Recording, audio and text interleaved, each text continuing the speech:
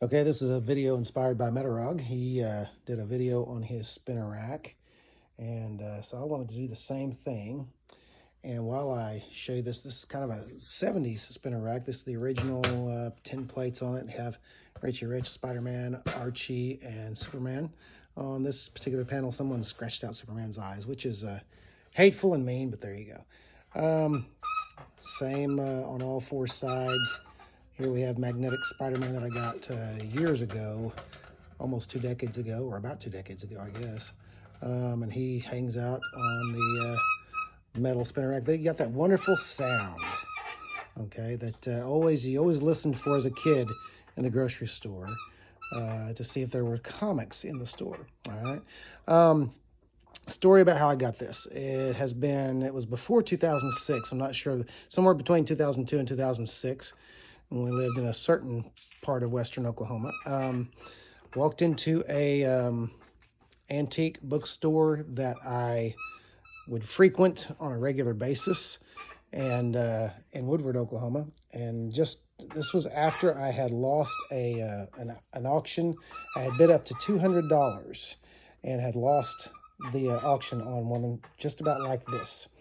And what happened was I walked into this the Cobweb bookstore, I think is what it was called. Walked into it and asked the lady, "Do you ever have one of the old comic spinner racks come in? Anyone ever buy or sell one of those to you? Do you have one of those standing around?" I would just ask this, in various antique stores that I would go into. And she said, she thought for a minute, she goes, "You mean something like this?" And she took a bunch of old ratty looking women's coats off of this, and there it is. And I reached for the price tag, probably trembling a bit, $7. And I quickly pulled the price tag off and said "sold."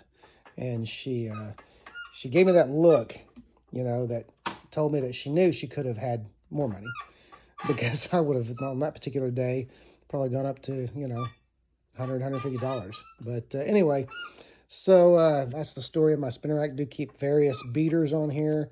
I have had a few comic fans over the years say, "Oh, don't put your comics in there like that because they'll get all bent." And these are beaters. These are readers.